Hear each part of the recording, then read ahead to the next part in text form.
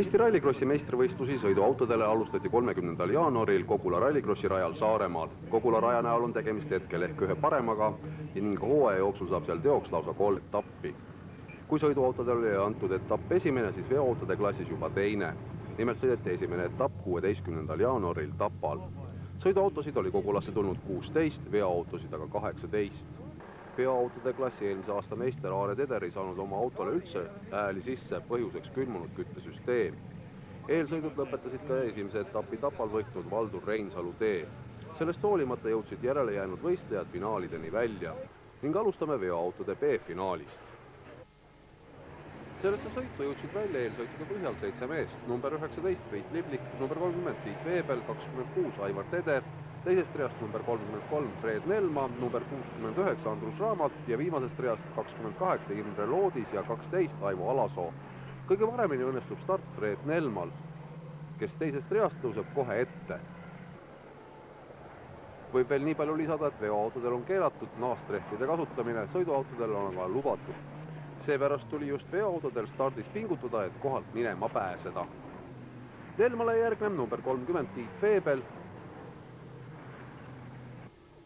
Tihe rebimine käib autode number 12 ja 28 vahel, vastavalt siis Aivo Alasoo ja Imre Loodis.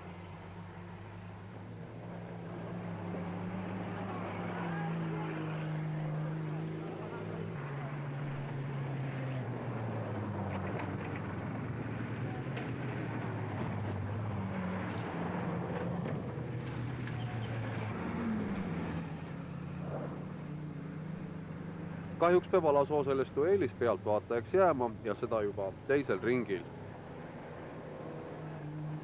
Kolmandal ringil tõuseb kolmandaks hoopis Imre Loodis.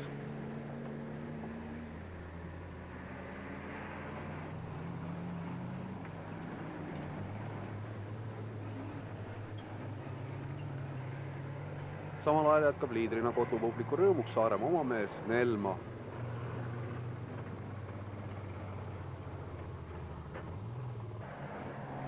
Kui 3 esimest hakkavad rajal oma sõitu tegema, toimub äge rebimine ülejäänud kohtade vahel. Kord on 4. kohal Priit Liblik, number 19, siis jälle järgmise ringiga number 28, Imre Loodis. Ja nii toimub see pea igal järgneval ringil. Nelma edu on selles sõidus üpris soliidne, sest on ka põhjust, 2 paremat B-finaalis saavad koha põhifinaali. Esialgu on teine kindel pretendent sellele kohale Tiit Veebel.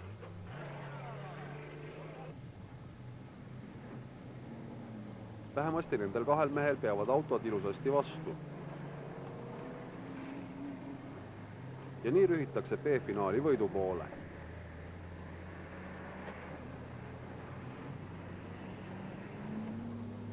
Kindlalt hoiab 3. kohta selles sõidus Aivar Teder. Eelsõitudes oli aga parema ringi aja saanud hoopis Tiit Veebel 5.06,43, Fred Nelma aeg oli siis 5.08,94, Aivar Tederel 5.11,93. Priit Liblik, kes selles sõidus ka kaasa teeb, tema aeg oli 5.07,40 ja Andrus Raamatul autol number 69, 5.13,17.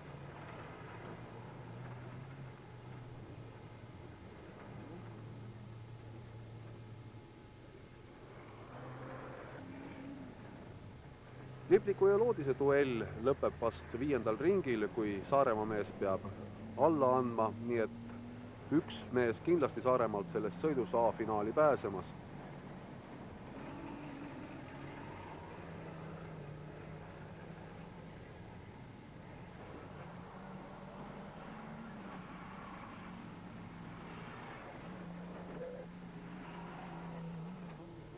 Kahe liidri edu oli juba päris pikk 6. ringi lõpuks ja nii saabki Fred Nelma ja teisena Tiit Veebel siit edasi B-finaali, mis oli algusest peale dramaatiline. 10 autot kokku stardis, ainukesena ei tule seda sõitu sõitma number 11 Maanus Pärr. Kohe stardijärgses kurvis toimub kokkupõrge, kuid nagu meestele hiljem selgub, oli tegemist vale lähtega ja selle põhjustus auto number 30 Tiit Veebel.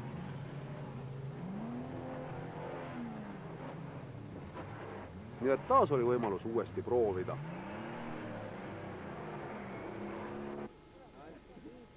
Kuid nüüd siis finaali stardijärjekord. Number 6, esimese etapi 3. Ülo Pärnik, number 2, Aare Müül, number 9, Olev Helu, number 3, Marko Luhtein.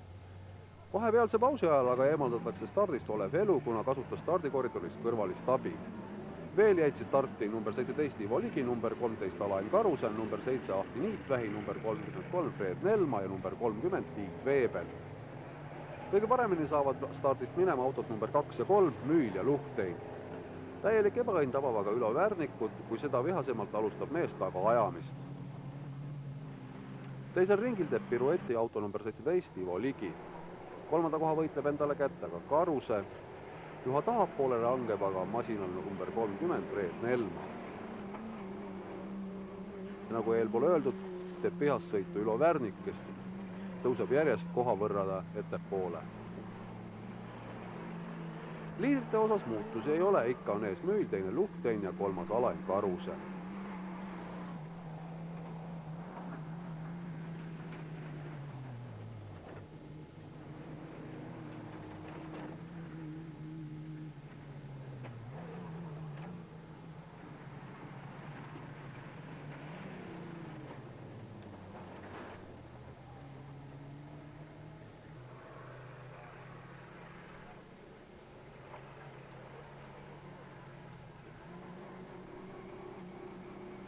Neljandal ringil tõuseb neljandaks juba Ülo Värnik.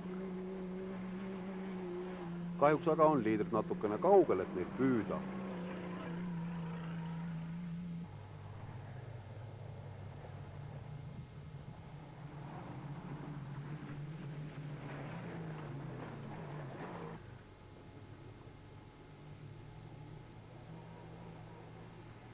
Müüli liidri kohas ei ole sõidu ajal kordagi kahtlust.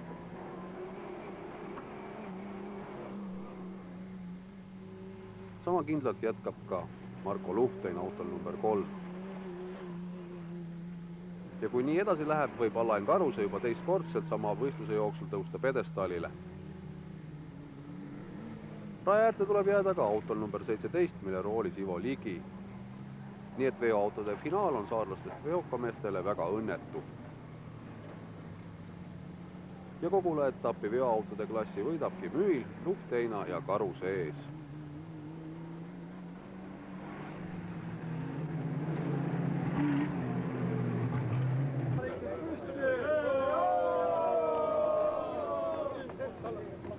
Rada oli siuke üsna auklik ja kohati libe, kohati kare, et stardiga oli just igal probleem, et ei saa autot häälestada sedasi, et on stardi jaoks. Mis valem see oleks olnud või mis valemit sina nüüd kasutasid, kuidas sellest stardist kõige paremini minema saada? Sedagi täpselt tea, peaks hea kumb peab olema selle stardis ja võib-olla ei tea. Sa oled eelmise aasta Eesti autorallikrossi meistrivõistluste teine mees. Milliste plaanidega sellel aastal hakkad sõitma nüüd? Esimene või teine etapp igatahes tuli võidukalt, aga oli ka esimene etapp Tapal, kuidas seal läks? Ei, ma Tapal siin ei osalenud, aga ei tea. Loodame, et kui siin ikka rahasid saab ja siis tahaks ikka osa võtta, et ka rallis, et siin rallit tahaks ka sõita veel, Pärast 2 etappi näeb veoautode arvestuses punktitabel välja järgmine. Juhib Ülo Värnik 22 punktiga, Marko Luhteinal on 21, Valdur Reinsalul ja Aare Müülil 20 punkti. Järgmine etapp veoautodele on 5. juunil Tammsalus. Kuidas korraldajana esimese etapiga ise rahule jääd? Ise ma oma arust ma jääks tasapisi ikka rahul, aga seda peab muidugi võistlenud küsima, kuidas nemad rahul jäid. Mina üldiselt mitte eriti. Ilm oli küll kena, aga enne seda siin silm mängis natukene viperusi, siin nüüd veal rajaga oli probleeme ja külm on ka siin kimbutanud. Siin paljud mehed on jätnud võistlustele tulemata selles suhtes ja rahvast ka napib. Aga ometigi on sul ju suveks plaanid tehtud, milline näeb juba hooaeg siin Kogulas välja? Suvel tahaks siin Honda Cupi maha pidada 25. juulil ja sügisel ka veel ühe. Kui veel ikka jaksu ja tahtmist on, aga siin asjad kipuvad kaunis viletsaks minema. Kas ka maavalitsusega mingid probleeme just selle raja pärast siin on? Ei, maavalitsusega otseselt probleemi ei ole, eks siin karjääri omanikuga, temal on oma tööd ja asjad tulemas siin ja siiamaani oleme ikka tasapisi üksmeelele saanud veel, aga eks aeg näitab.